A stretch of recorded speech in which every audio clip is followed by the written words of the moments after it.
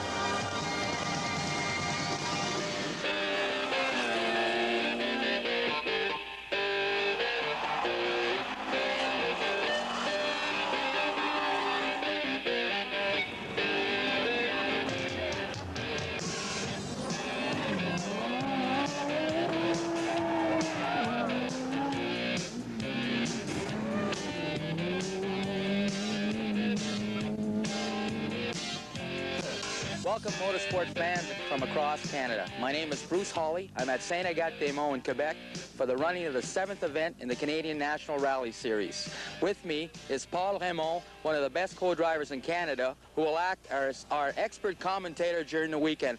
Well, Paul, what should we look for this weekend? Well, Bruce, for the last 4 years, this rally was won by John Buffum and Tom Grimshaw in an Audi Quattro. This year, John Buffum is co-driving in an Audi Quattro with young star Paul Chouanière. Audi also entered another car for veteran driver Bruno Kribich of New York. A strong entry for Volkswagen comes from Tim O'Neill and Martin Edlin. As for the Canadian hopes, they rest in the hands of Alain Bergeron, the Canadian champion from Quebec, in a Toyota Celica Turbo 4-wheel drive, and of the Ontario pair of John Ludenberger and Rod McDonald in a Nissan 200 SX. Paul, the engines are starting to rev. The drivers are ready to go.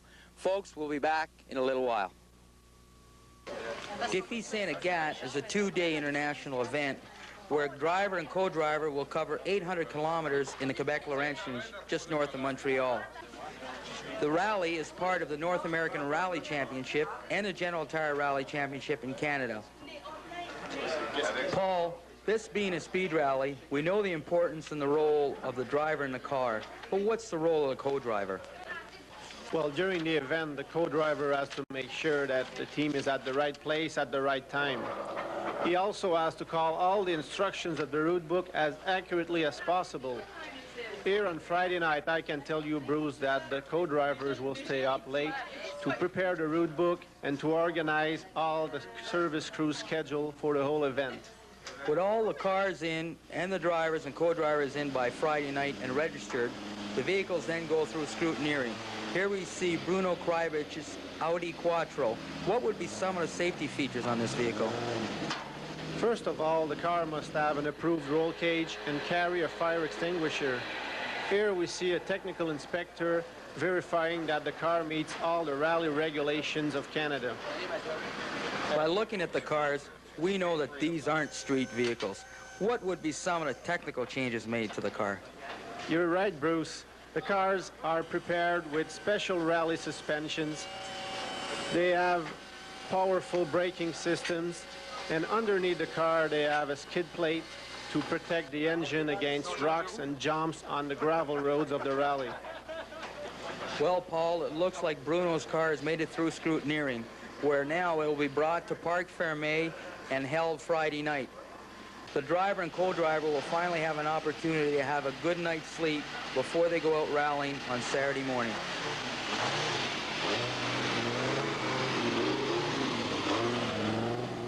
Well, here we are Saturday morning, day one of Defi Saint-Agathe 88.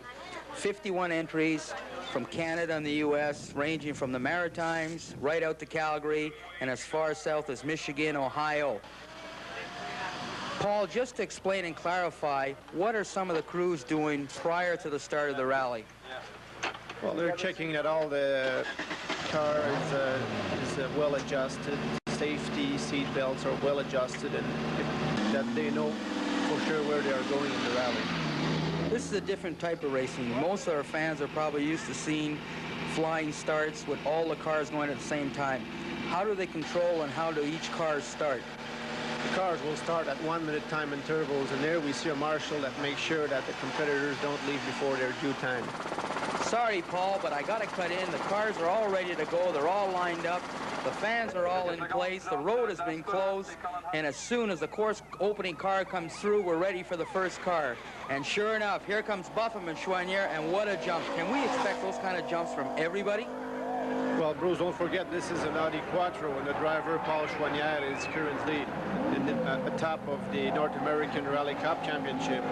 His co-driver is the famous John Buffum, which is the best driver in the North American rally history. Well, Lutenberger just came through, and it looks like they mean business also. What can you tell me about the Lutenberger team?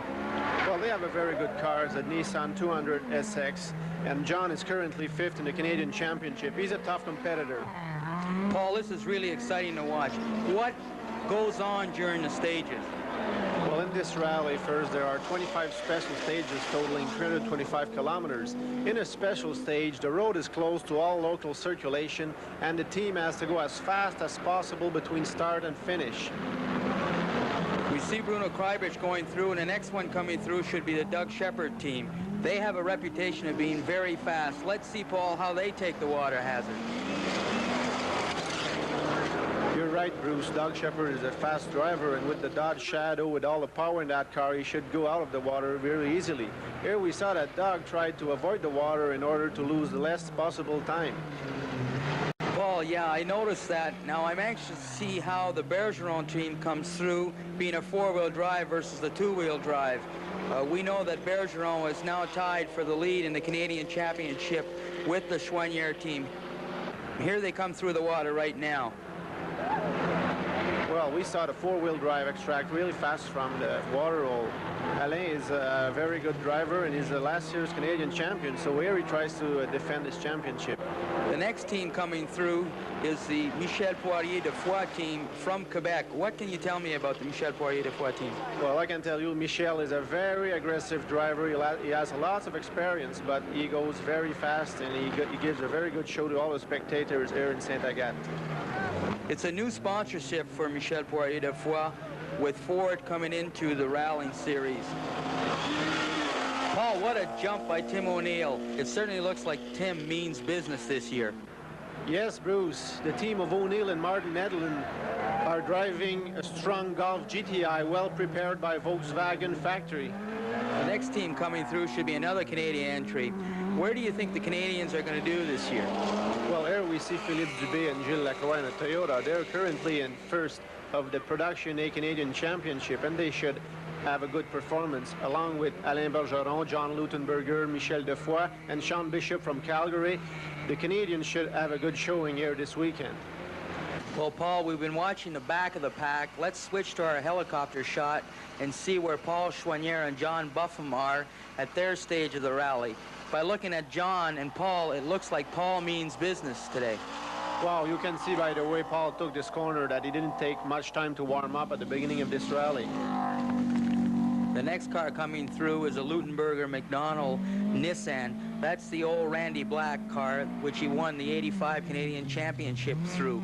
I'm anxious to see how Kreibich is going to take this curve in one of these Audi Quattros, the powerful Audi Quattros. Paul, maybe now's the time to try and explain what goes on in those stages and how long they are. Well, in this rally, a stage can be as short as 2 kilometers just outside of Saint-Agathe-des-Monts, and it can be as long as 55 kilometers in the forest and the provincial parks. Another part of rallying is their service stages. They occur throughout the rally. How many are there, and what goes on during them? In this event, there are 9 service points where the service crews meet with the competitors, and they change tires, put gasoline and repairs, and do repairs if necessary.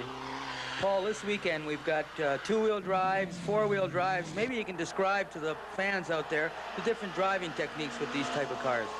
Well, with a front-wheel drive car, drivers will use the left foot braking technique to go through the corners, as we see Tim O'Neill do on this shot. With a rear-wheel drive car, you'll use the accelerator to put the car more sideways in the curve and exit from the curve faster. Well, Paul, here comes the course opening vehicle, and it looks to me like he's going just as fast as some of the drivers out there. Well, this guy is Bernard Franquet from Saint-Agathe. He was second overall in this rally last year, so he's as good as most of the drivers in this rally. Well, looking at this car coming down now, Paul, I don't think he's quite as fast. I guess you're right, Bruce. The way he slides his way through this curve is really impressive. The next car coming through is a Lutenberger from the General Tire team. As a matter of fact, General Tire is the main sponsor of this event and of the Canadian Championship. The next car through should be the Audi Quattro of Bruno Krebic. Those cars are going from gravel to asphalt on this special curve, but you can see here that the first cars have put a lot of gravel on the asphalt that should be very slippery for the following cars. I noticed that the gravel is not affecting too much of four-wheel drive, but what's it doing to the two-wheel drive? Well, it's just like marbles on the road there on the asphalt. It's very, very slippery. Now we'll see the Alain Bergeron with the four-wheel drive Toyota. You can see not very much of sliding, but it's very efficient. Here comes Michel Poirier de Foix. Let's see how he takes this curve with the gravel on the road. Whoa! Now I see what you mean by his aggressive driving. Yes, he's aggressive, but his experience helped him on that case to stay on the road and lose only 10 seconds and continuing on the stage. Here comes Tim O'Neill in a front-wheel drive Volkswagen. I'm anxious to see how he's going to take this turn. Oh, I tell you what, he needed all his power to exit from that curve. Here comes Philippe Dubé, and it seems that he's putting on the brakes a little early, but let's see how he goes out of the curve. Well, he took it perfectly. Paul, let's go to the service stage, which is the end of the first leg, and where a lot of the crews are working on their vehicles and getting the vehicles ready for the next stage. Also, the computerized results are coming out after the first leg, and we can see that Chouanière Buffum are leading by almost 1 minute, but the rest of the pack, the next four places, are separated by only 34 seconds, with Bergeron, Krebic, Lutenberger, and O'Neill going in that order. Let's see what some of the teams had to say at this stage of the rally. You can be ahead until the very last corner, so to speak, of the last stage. As in racing, you never know what's going to happen. It's nice, better to be a minute ahead than a minute behind. There's too much rally to go to consider the rally being won. If I continue to drive and the car continues to perform the way things have been up to this point, I think we'll win the rally. You know, a long stage is difficult for, if we have a mechanical problem, it's difficult in that stage we cannot repair. Well, Paul, he's so right, and the drivers are heading into the most difficult part of the rally. That is night driving. And with that, folks, we'll see you right after this. Bruce, Bergeron described it perfectly last night. The long stages were really tough on the cars. Midway through the event, half of the field have been knocked out of the rally, including Bergeron himself and Ludenberger, two of the top Canadians. It's always like that with the night in the parks. It's always like that. I thought at the beginning on 50 cars maybe we'll have 35 on the second day, but we're down to 25 or 26 now. It's quite surprising. Surprising? No, Paul. I'd say looking at the shape of some of the cars, they look like they've been through a very rough night. But last night was last night, and today is today. So let's go out and see at Tour du Lac and see what is really going on as we see the course opening car coming through. Tour du Lac is a very spectacular stage, and since today it's raining, we should see a lot of action. Here comes Chouanière and Buffum with a 4-minute lead. If everything goes well for them today, Paul Chouanière will have a very strong hold on the Canadian Championship. Paul, what makes this car so much superior to the others, it seems? I know the driver has something to do with it, but what about the guy in the seat next to him? Well, Bruce, the co-driver in this car is John Buffum. He won a lot of rallies. He has great experience. So he's a great teacher for Paul Chouanière, and that's no surprise if Paul performs so well. Now, looking at the cars, we know Bruno Krebic is coming along now. What would be the difference between those two Audis? This Audi Quattro has been prepared in Germany at the factory and was designed for the World Championship rallies. This car has a 5-cylinder turbocharged engine with more than 400 horsepower and a 4-wheel drive transmission, so it's a very powerful car. Will that penalize him on the wet pavement versus the lesser horsepower cars? Well, it's not a good car on pavement. I mean, it'll get more advantage on gravel and on rough roads than on pavement. Yeah, I noticed he's wavering a little more than Paul did, and probably that's the horsepower, but when he comes out of the corner in the straightaways, you can see that he is faster. Paul, here comes Tim O'Neill, who's now in third place, 34 seconds behind Bruno Krajbic. But from what I can see, Tim plans on catching up with a few seconds here on this Tour du Lac. Well, I think Tim is a very aggressive driver on asphalt. He should take a few seconds here. Here we see him coming down the straightaway, and it seems the suspension is a little different than the other guys that have been through. I've noticed this morning that Tim mechanics were working on the suspension. From what we see here, I can tell you that they did a very good job. Well, it seems to have worked because I think Tim has picked up some seconds on Bruno. Here come Betty Ann and Dan Gilliland on the factory-sponsored Dodge Shadow. I think Dan and Betty Ann are probably the fastest rally couple in North America. They are currently fourth overall in this rally, and this year they had very good showings both in Canada and United States. Paul, I've just heard something over the radio. It's not confirmed yet, but it seems that Choinière Buffum have left the road at the end of the Tour du Lac stage. Well, that would be too bad. We have to check about that because that will change the rally a lot. Well, we'll be able to confirm that in a few moments, but meanwhile, let's watch Philippe Dubé, who is currently in 7th position with his co-driver Virgile Lacroix, but leading Production A over Neil Leslie by 5 minutes. You know, Paul, I'm looking around this stage, and I'm amazed at the amount of people that are here. It's really encouraging to see that in this wet weather, cold weather, that there's so many people that are coming out here to watch this rally. The spectators really love this stage, and they come year after year to see the show here. This is the 7th edition of the Defi Saint-Agathe, and the number of spectators increases year after year. Well, Paul, here comes close closing vehicle, and we can confirm that Choinière has been taken out, and our helicopter shot shows that Paul is now out of the race and changes everything. What a turn of event. Choinière enjoying such a big lead. This has got to be the major upset of the weekend. Definitely, Paul. This is a brand new rally. And as we look at the standings now, we notice that O'Neill and Hedlund are now leading over Krajbic and Bond by 3 seconds, followed by Gilliland and Gilliland, another minute and 43 seconds behind, and in 6th place, but in 1st in Production A, the Dubé team. We are now at the last service point of the rally, and with 5 stages remaining, we should have a great battle between the first 2 cars. Paul, as we're heading into the last 5 stages of the rally, what do you think the strategy will be on the different teams? Well, I think the first 2 teams will have to go flat out, and the other cars that are ranging from 3rd to 10th, their positions are established, so they just have to finish the rally to keep their positions. Well, Paul, it looks like Bruno Krajbic is ready to go, and I've been told as we watch him accelerate away that they can go from 0 to 100 kilometers an hour in 5 seconds. And as we look at Bruno go away, we can see Tim O'Neill is really restless to go and get going and getting some seconds on Bruno. As we watch Krajbic go, one of the things that the fans, I'm sure, are wondering about is, do the drivers or co-drivers know the road before they go out on it? No, Bruce. Unlike racing, the course is unknown. The only information that teams have is in the route book, and that's where the co-driver plays an important role. As a matter of fact, in this rally, the drivers won't see the same curve more than twice in the 800 kilometers of the event.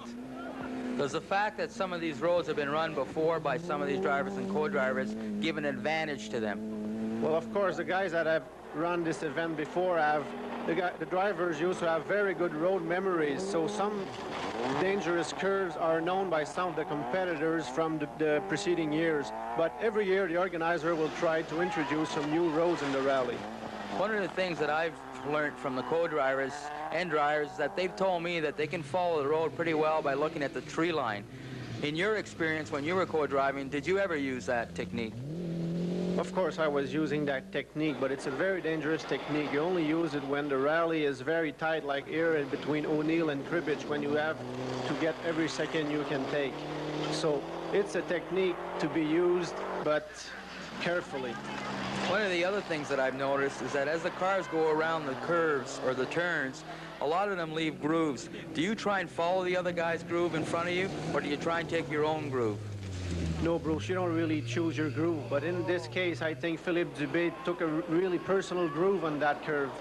I think Philippe was really lucky there because with first place at stake in Production A, he could have been knocked out of it with less than 4 stages left in the race.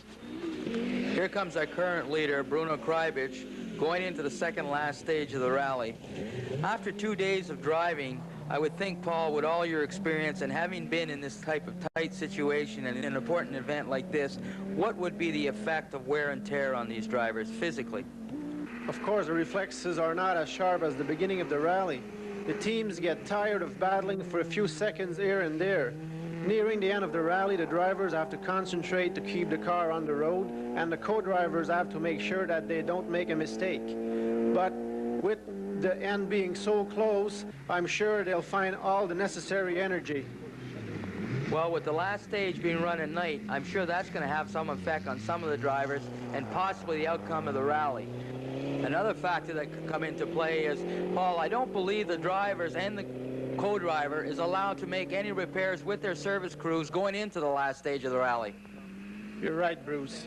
The service is only allowed in designated service areas, and from this stage to the next, the competitors will have a slow transit section, but there's no service area on that section.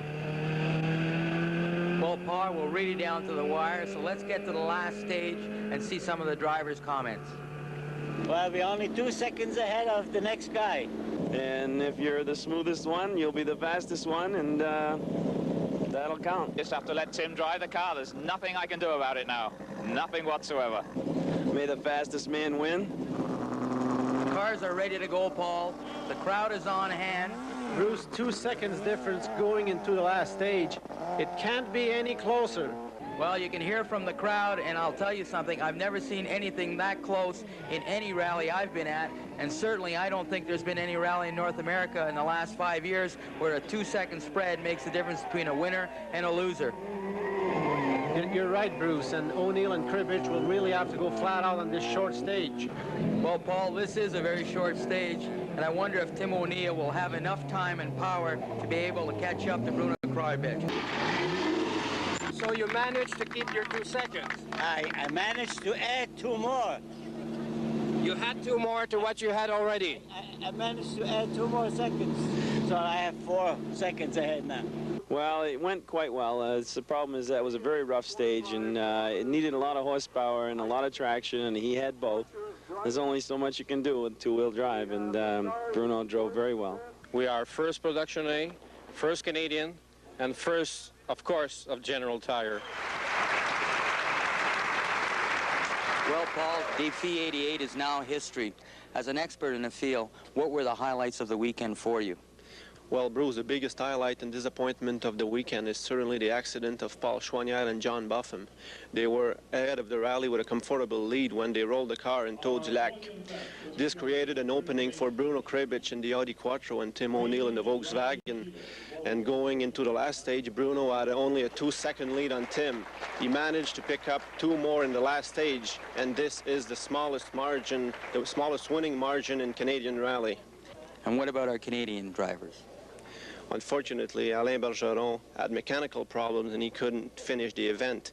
But Philippe Dubé had a great performance and he was the top Canadian and first in Production A and first for General Tire.